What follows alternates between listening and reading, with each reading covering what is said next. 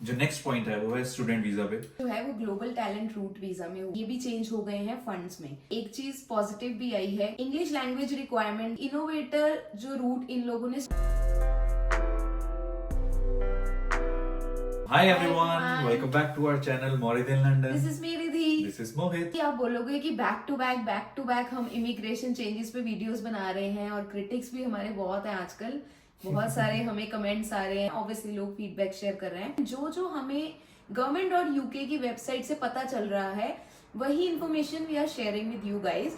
और डिस्क्रिप्शन पे white paper है, उसमें आप जाके पढ़ लो। 100+ पेजेस हैं if you want to read. तो बेसिकली हमारा जो मोटिव है वीडियोस बनाने का जस्ट इतना है कि जो भी इंफॉर्मेशन हमें प्रोवाइड हो रही है through proper sources, government sources, वो हम आपके साथ जल्दी से जल्दी शेयर कर सकें, जो कि आप उन इंफॉर्मेशन के अकॉर्डिंग आप अपने डिसीजंस मेक कर सको। तो हम फिर से आ गए हैं क्योंकि बैक टू बैक गवर्नमेंट इतने सारे चेंजेस कर रही है, तो उतनी ही जल्दी हमें आपके पास आना पड़ रहा है लेटेस्ट अपडेट्स के साथ। तो अब क्या लेटेस्ट अपडेट्स आई हैं? तो बेसिकली अभी 14 अक्टूबर 2025 को फिर से 3 बजे, अराउंड 3 बजे बीएसटी, हाँ अराउंड 3 PM बीएसटी, क्योंकि यार लोग बहुत ज्यादा ऐसे बोल रहे हैं कि 14 अक्टूबर को लोग बोलेंगे 12 बजे तक तो कोई इन्फॉर्मेशन नहीं थी, तो इसलिए मैं पहले बोल रही हूँ कि अराउंड 3 बजे इन्फॉर्मेशन आई थी कि बहुत सारे चेंजेस हो रहे हैं। बट हाँ, कुछ चेंजेस अच्छे भी हैं, पॉजिटिव्स भी हैं उसमें। तो अब जो फर्स्ट चेंज आया है स्किल्ड वर्कर वीजा बेसिकली, तो स्किल्ड वर्कर 3 तरीके के वीजा के लिए आया है वो चेंज। पहले ही मैं बता दूं, हम सिर्फ स्किल्ड वर्कर वीजा की बात कर रहे हैं। आज बहुत स्पेसिफिक हो रही है क्योंकि लोग हमें कमेंट्स ऐसे कर रहे हैं ना। तो बैक टू द टॉपिक, तो इंग्लिश लैंग्वेज टेस्ट पे ये आया है 8 जनवरी 2026 से। इंग्लिश लैंग्वेज रिक्वायरमेंट जो है वो B1 से B2 हो रही है, मतलब एक लेवल अप जा रही है। तो बेसिकली जो भी 8 जनवरी 2026 के बाद अप्लाई करेंगे स्किल्ड वर्कर वीजा, उन लोगों को B2 लेवल के लिए एलिजिबल होना पड़ेगा। तो बेसिकली आपको एक टेस्ट देना पड़ेगा जो यहाँ पे है सिक्योर इंग्लिश लैंग्वेज टेस्ट। तो वो वाला टेस्ट आपको दे के उसमें वही जैसे सॉर्ट ऑफ आइल्स टाइप सी होगा, वो स्पीकिंग, रीडिंग, लिसनिंग और राइटिंग मॉड्यूल्स होंगे उसमें। और उसमें वो लोग चेक करेंगे कि क्या आप एक्चुअल में एलिजिबल हो भी, क्योंकि हम लोग पहले क्या करते थे, हम B1 लेवल पे आए हैं यहाँ पे। तो बेसिकली वो एक्टिस ने सिर्फ हमारी वो एलिजिबिलिटी देखी थी कि हाँ हमारी जितनी भी डिग्रीज है वो इंग्लिश लैंग्वेज में ही हो रखी हैं। अब वो यहाँ पे वैलिड नहीं है, अब उसके लिए हमें B2 लेवल के लिए टेस्ट देना पड़ेगा, जो थोड़ा सा ट्रिकी लग रहा है हमें। जो नेक्स्ट पॉइंट है वो है स्टूडेंट वीजा पे। तो जो एग्जिस्टिंग रूल था, जब आप PSW पे जाते हो तो आपको 2 इयर्स की एलिजिबिलिटी होती थी टू स्टे इन यूके, लेकिन वो अब चेंज हो रही है फ्रॉम 1 जनवरी 2027। तो अगर आप ग्रेजुएशन या मास्टर्स के लिए आ रहे हो तो वो जो ड्यूरेशन था from 2 years, it has been reduced to 18 months. लेकिन अगर आप PhD कोर्सेज के लिए आ रहे हो तो that is still valid for 2 years. तो अगर आप ग्रेजुएशन और मास्टर्स के लिए आ रहे हो तो 18 मंथ्स, PhD के लिए आ रहे हो तो 2 इयर्स। तो ये भी एक चेंज हो गया है। अब लेकिन स्टूडेंट वीजा की ही बात हो रही है, उसमें एक चीज पॉजिटिव भी आई है कि इनोवेटर फाउंडर रूट आ गया है एक फॉर स्टूडेंट्स। तो ये 25 नवंबर 2025 से वैलिड है गाइस। और पहले क्या होता था, जब भी कोई स्टूडेंट को स्विच करना होता था आफ्टर PSW, तो वो डायरेक्ट बिजनेस ओपन नहीं कर सकते थे, उनको स्किल्ड वर्कर वीजा या किसी और वीजा पे ही जाना पड़ता था। लेकिन अब इन्होंने ये रूट ओपन कर दिया है कि अगर कोई स्टूडेंट चाहे तो वो डायरेक्टली इनोवेटर फाउंडर वीजा लेके अपना यहाँ पे एक बिजनेस ओपन कर सकता है। तो बेसिकली ये बहुत ही अच्छा रूट है फॉर, ऑब्वियसली हमारे आजकल इतने एंटरप्रेन्योर्स आ रहे हैं, तो लेट्स सी कि वो यूके की इकोनॉमी के लिए क्या इफेक्ट डालते हैं। जो एक और चेंज आया है वो है हाई पोटेंशियल इंडिविजुअल वीजा। तो उस पे इन्होंने चेंजेस किए हैं फ्रॉम 4 नवंबर 2025, जो कि आ चुकी है ऐसे।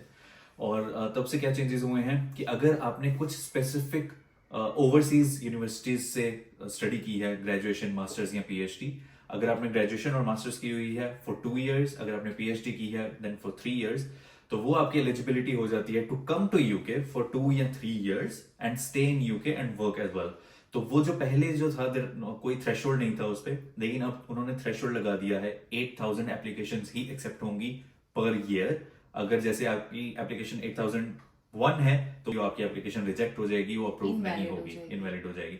और उसमें एक चीज ट्रिकी पार्ट ये है कि आपकी जो स्टडी है वो विद इन लास्ट 5 इयर्स होनी चाहिए। तो अगर आपके पास वो विद इन लास्ट 5 years कुछ स्पेसिफिक यूनिवर्सिटी की एलिजिबल डिग्री है, यूनिवर्सिटीज, राइट। हाँ, तो ये जो यूनिवर्सिटी की लिस्ट है वो एवरी ईयर पब्लिश होती है uk.government वेबसाइट पे, जो कि लिंक हमने डाल दिया है डिस्क्रिप्शन में, तो आप अपनी यूनिवर्सिटी वेरीफाई कर सकते हो वहां से। तो नेक्स्ट चेंज जो है वो ग्लोबल टैलेंट रूट वीजा में हुआ है। तो बेसिकली 11 नवंबर 2025 से जितने भी आर्ट्स एंड कल्चर के लोग हैं वो भी ग्लोबल टैलेंट रूट के लिए एलिजिबल हो जाएंगे। अब तो यहाँ के जो royal institute of British architects हैं, वहाँ के आर्किटेक्ट्स ने डिसाइड किया है कि ये भी एक अच्छा टैलेंट है जो लोगों में आ सकता है। फॉर एग्जाम्पल एक अच्छा टैलेंट ये है कि आप क्लासिकल डांसर हो, तो आपको बहुत अच्छा डांस आता है, तो यू आर एलिजिबल, तो you have a global talent. तो ये भी कंसिडर हो रहा है अब यहाँ पे। तो ये आर्ट्स एंड कल्चर भी एड ऑन हो गया है ग्लोबल टैलेंट वीजा में। तो एक और चेंज इंप्लीमेंट हो रहा है जो कि है seasonal worker visa from 11 November 2025। Seasonal worker visa पे पहले तो हॉर्टिकल्चर में काम करने वाले हो गए या पोल्ट्री में काम करने वाले हो गए, तो ये लोग एलिजिबल होते हैं सीजनल वर्कर वीजा के लिए। वो क्या होता था, आप 6 months के लिए यहाँ पे आके काम करते थे, then you will go back and in every 12 months rolling period आप फिर से एलिजिबल हो जाते थे। लेकिन अब वो जो ड्यूरेशन है वो रिड्यूस कर दी गई है, फ्रॉम 12 months to 10 months हो गया है वो। तो वो भी एक बहुत बड़ा अच्छा चेंज है। तो नेक्स्ट जो चेंज हुआ है वो अगेन स्टूडेंट्स के लिए हुआ है फ्रॉम 11 नवंबर 2025। तो उनके फंड्स में चेंजेस हो गए हैं।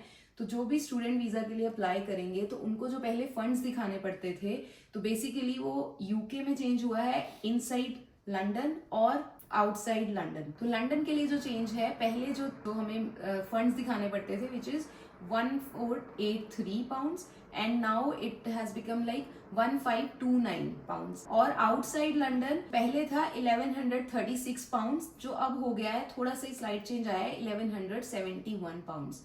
तो ये भी चेंज हो गए हैं फंड्स में। अगेन ये सारा कुछ हमने गवर्नमेंट और यूके की वेबसाइट से ही रेफर किया है, जो आप पढ़ सकते हो, डिस्क्रिप्शन में लिंक है। 11 नवंबर बहुत ही एक बड़ी डेट होने वाली है, क्योंकि बहुत सारे चेंजेस 11 नवंबर से इंप्लीमेंट हो रहे हैं। तो एक और जो इंप्लीमेंट हो रहा है चेंज, वो एक्चुअल में क्या है कि जो वीजा रिफ्यूजल्स हैं वो बढ़ जाएंगे।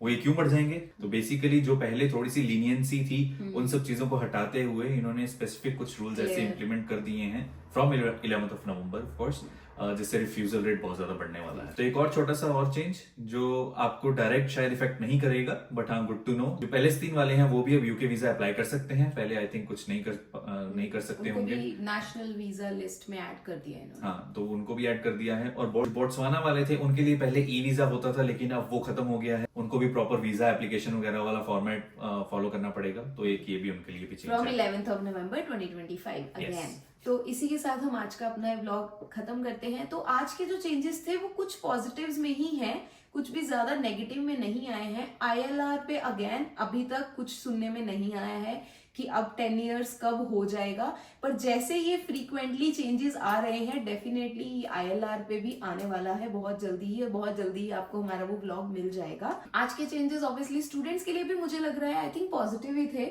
आप बताओ कि कुछ चेंजेस तो थे, हाँ। आप बताओ कि आपको पॉजिटिव लगा या नहीं, क्योंकि इनोवेटर जो रूट इन लोगों ने स्टूडेंट्स के लिए निकाला है वो काफी अच्छा है कि फाउंडर बन सकते हैं, आप बिजनेस ओपन कर सकते हो। तो बहुत ही अच्छा रूट लगा मुझे तो वो वाला पर्सनली। बट हाँ, आप कमेंट करके बताओ कि आपको वो कैसा लगा। तो हम जितनी भी इन्फॉर्मेशन शेयर कर रहे हैं वो सारी अगेन government.uk पे अवेलेबल है। हमने लिंक डिस्क्रिप्शन में डाल दिया है, आप जाके वेरीफाई कर सकते हो। और इसी के साथ हम आज का ये वीडियो खत्म करते हैं। So thank you so much for watching, bye.